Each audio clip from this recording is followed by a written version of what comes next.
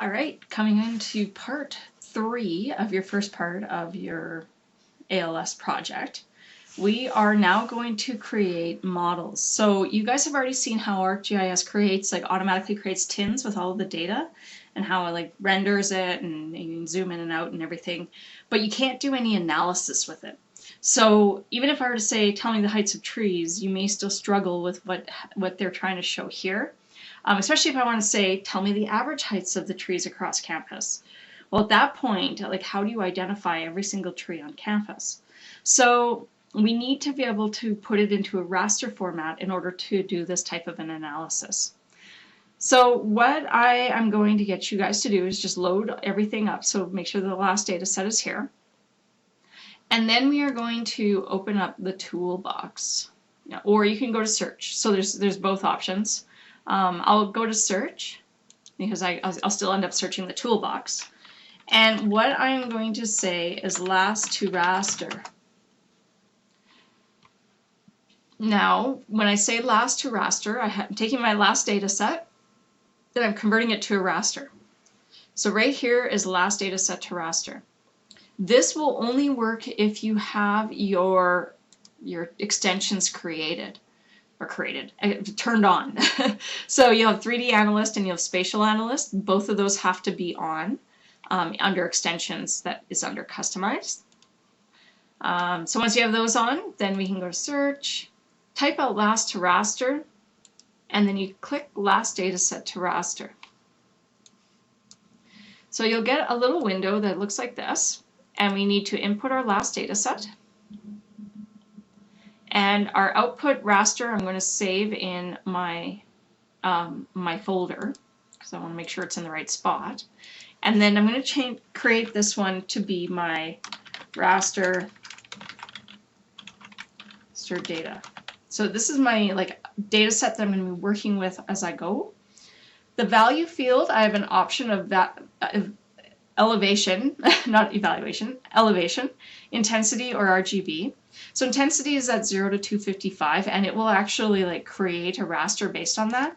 We are interested in elevations in this class, so please stick to the elevation option. Then we have two different kinds of interpolation. We have triangulation and we have binning. So for the purposes of this exercise, your binning is going to be average. Otherwise, there's a variety. So you see IDW, we've talked about that. There's maximum, minimum, and nearest. So nearest is what is nearest neighbor. But in this case, we're going to take all the points in my pixel and we're going to do the average. And then it asks that void fill method. So you remember those gaps I pointed out in a couple videos ago? Then you can tell it how you want to fill it. So you might say, leave it as no data. This one will just be simple, is the nearest neighbor to the center, which one is closest is going to assign it. Linear is a linear interpolation, and natural neighbor is a weighted version of that.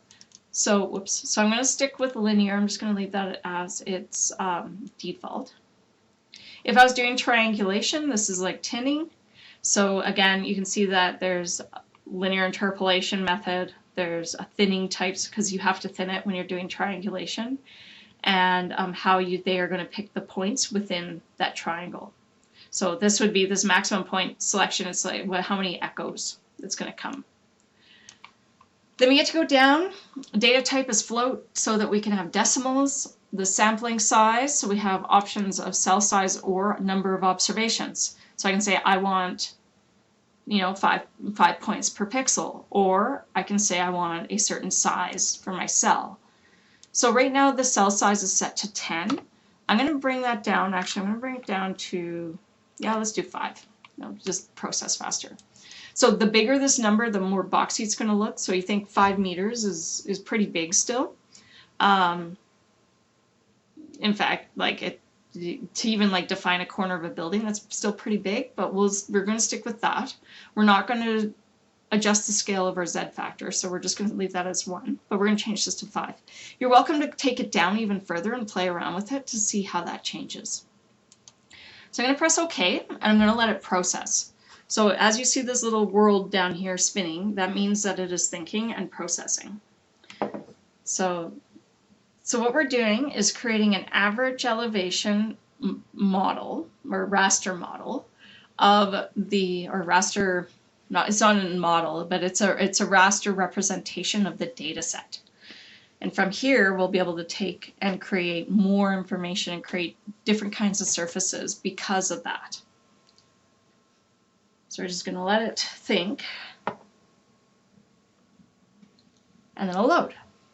So at 5-meter resolution, this is what my image looks like. So, and I can actually see the whole thing at once, which is a huge benefit. So I'm going to turn off that data set. And I can see that I've got this raster. So right now it's just showing a a color table going from the lowest elevation to the highest, where the highest is white and the lowest is black. You can see that there's something interesting happening over here, so it's something that we need to keep in mind when we're doing our modeling.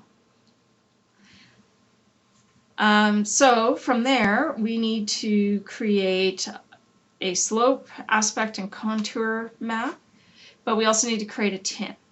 So the tin, I'm going to work with these first because they all work with this. The tin is kind of separate. So now we can go back to search. And what we're going to do here is we're going to say, actually, you know what? I like using the toolbar because I know where it is in the toolbox here. So I'm going to open my toolbox.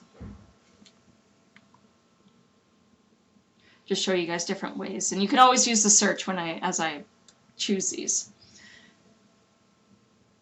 So what I'm doing is creating surfaces. So I'm actually using Spatial Analyst tools. So I'm going to press the plus button. And I can see that there is surface at the bottom here. So Spatial Analyst tools and then surface.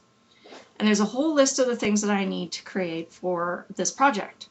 So one of them that I need to do is an aspect. So I'm going to double click on aspect. And it says input raster. So we only have one raster, so we'll choose that. I'm going to change the name of my output raster. So this one is going to be my aspect. And hit save. And I have an option of changing it from planar to geodesic. Leave it as planar because geodesic looks really interesting sometimes. And sometimes it gets hung up on geodesic. So just use planar for this one. And then you press OK. These are this is as hard as using these tools is, right? So there is my aspect based on a raster. So it looks a little bit different, but look at the soccer field. Look at how different that looks compared to the other one. Sure, it is busy all the way around, especially with the housing, but we also have the north side of the buildings that we see. We see the south sides of the buildings, but this is really interesting to see, right? So I do want you guys, when you are writing in your results, point out things like that. In your results, you're not going to tell me what's in over here, because that's useless, right? I want you to tell me what you see. So, for example, I can see that the south end of the soccer field that is assumed to be flat points to the south in the shape of a triangle. I can also see that the sides of it point east and west and to allow for drainage. I can see that the north side of the buildings are quite highlighted, and everything tends to slope to the north on that side, and on the south side everything slopes to the south. I can say that the big hill by Jubilee also points to the south and doesn't show a lot of variation between south and southwest. These are the kinds of things I am looking for you guys to identify. I want you to say that you can see that the train tracks, what direction are those facing? Now you also see in here that we have numbers. What do those numbers mean? Explain that. That is part of the results. So when I look at this and I go over here, what does 67.5 mean? Is that degrees? Is that an angle? Is that what is it? Is it a slope value? What does it really mean? So I know aspect, it's the wording of that should say something, but I need you to identify what these numbers are, and they have to be included in that. All right, then we can do a contour. So going over to the surface again, I'm going to double click on contour. I'm going to input my raster, and make sure it's the raster data, not the aspect. And then I'm going to make sure it's in the right folder. I'm going to call this contours. Save. What is my contour interval? So I'm going to let you guys choose what you guys want to do. I'm going to say 1.5. You guys can choose whatever you think is appropriate for SATE. Base contour should be 0, no Z factor. Contour type is a contour. And don't worry about maximum vertices. So press OK. If you are working in a situation that has a lot of contours, then you can really work with the data set in terms of, okay, you know, maybe I don't want to have that many contours, or that many bumps within the contours. Now let's take a look at this. Look at these contours versus what we saw before with the last data set. These contours are smoothed out. They look like something a little bit less crazy. They're a little bit easier to read. That is really important. So with the contours, this is this is a much nicer thing to look at. So in mapping, this is why we like to do rasterization, because this looks a lot better. All right, so that's contours. Then we get to go down to hillshade. So we're going to do hillshade. We're going to input our raster data. Change this one, call this hillshade. My azimuth, this is where is my sun. So right now it's pointing at 315 degrees. So what if I change that to maybe 180? And then the altitude's at 45. What if I change that to 60? What does that look like? We can say model shadows if you want, and then press OK.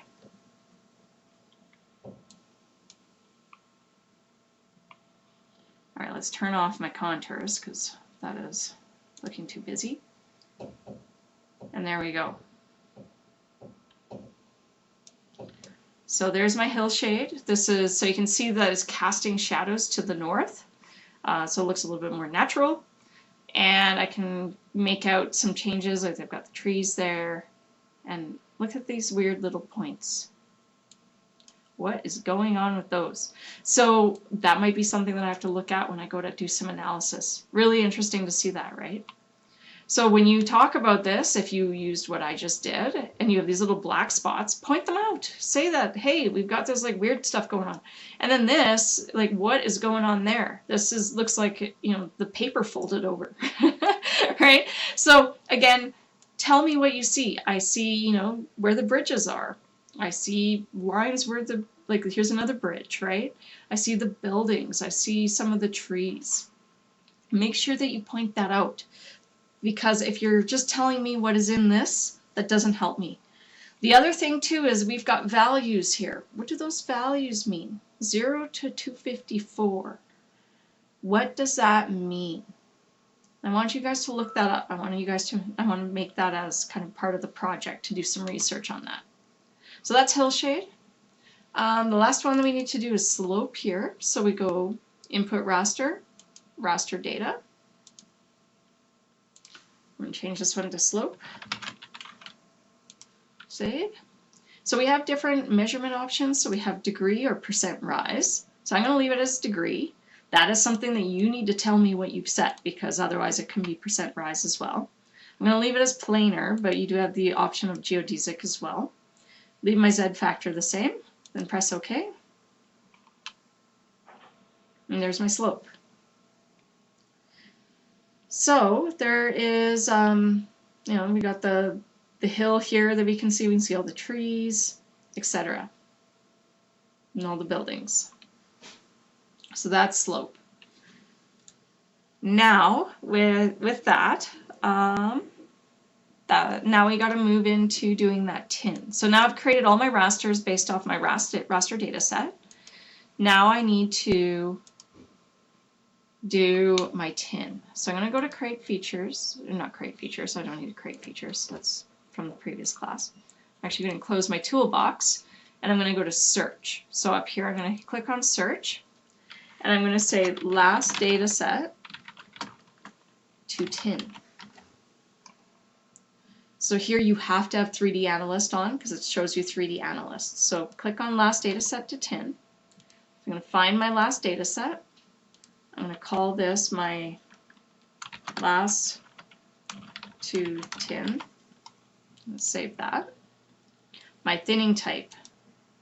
I can choose none, or I can choose random, I can choose window size. So I'm going to use window size. And I'm going to say here,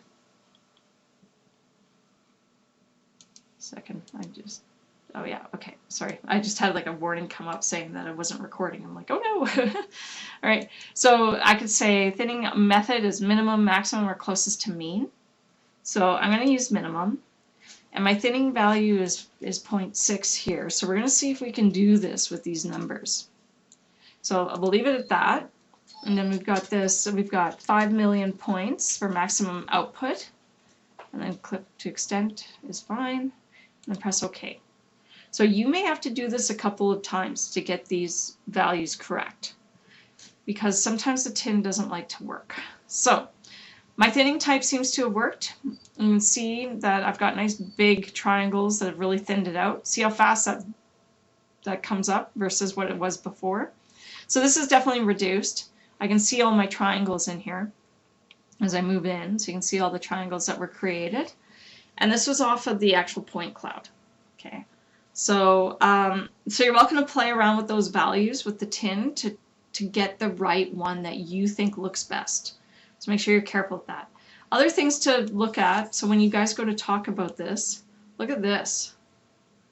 This is the Aldred Center. It has like big holes in it so that the tin is showing. And same with this building, like massive holes. So what is going on there?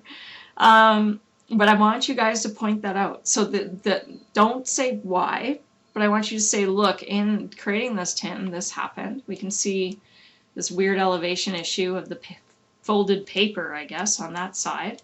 We can see that the lowest values are down to the south, although the blue doesn't exist down here. So we're looking at this like weird color here.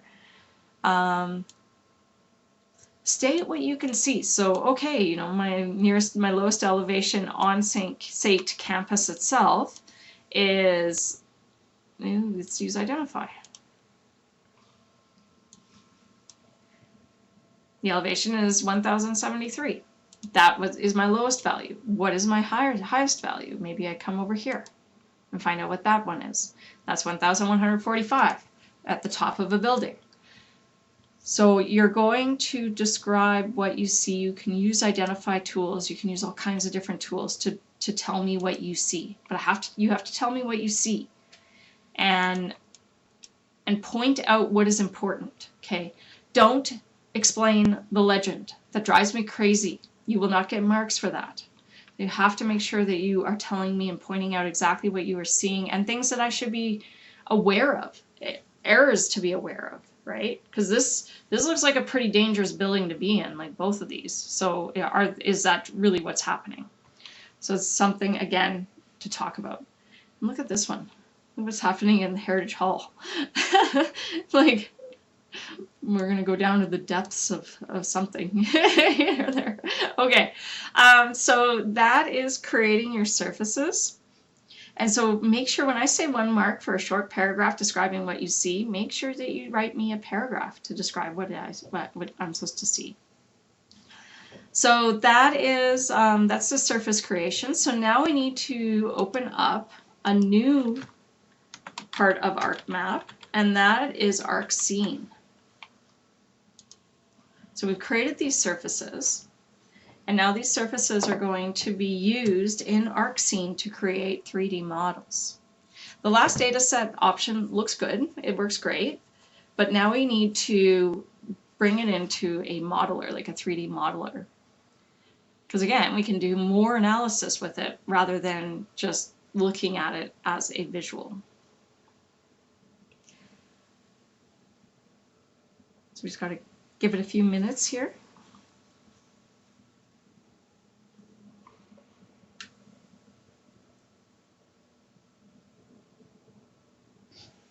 Yes, it's always slow to start. So you guys won't be able to see this on this screen because it comes up on the other. It'll ask you for what you want to open, and we're going to start with a blank scene. So now I'll bring it on this side. So it looks very much like ArcMap. So I'm going to go to my catalog. I can find my folder connection because it's already connected to that folder.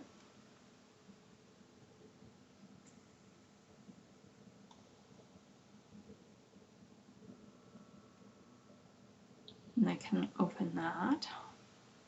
And then I can start bringing in some of these data sets. So I can bring in my last to tin.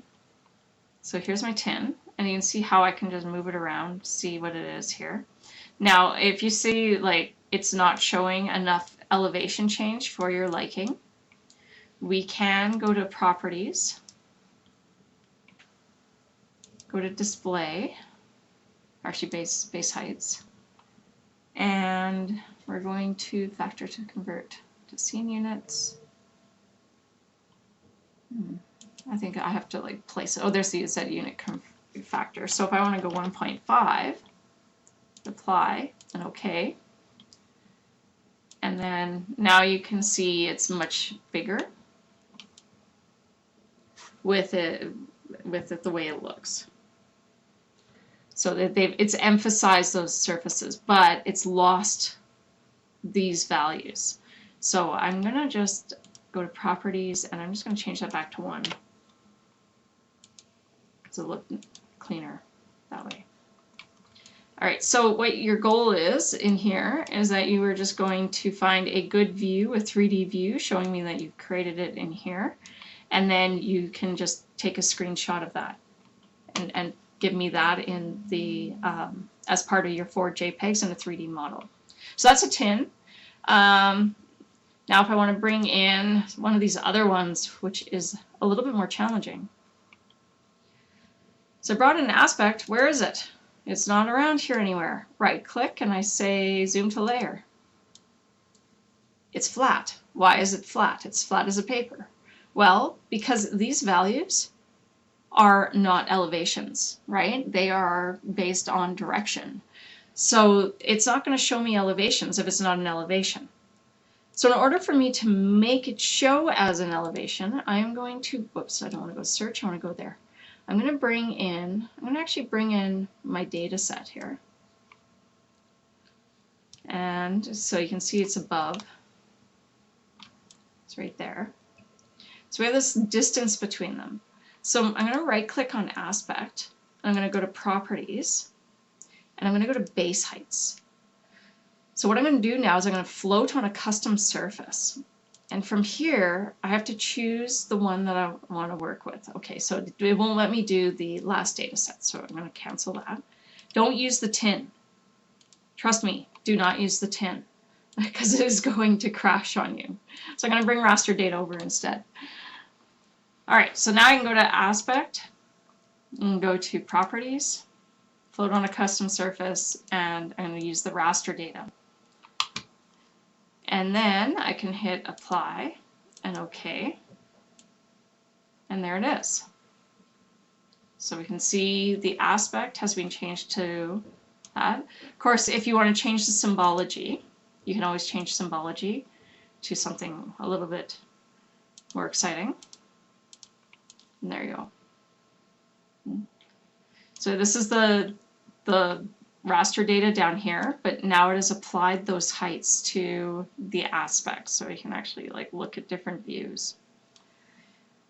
So this is what you're going to do with the other ones as well. So even slope, you can bring it over, and slope will be down here. So we can go slope, properties, base heights, float on a custom surface, and choose the raster data.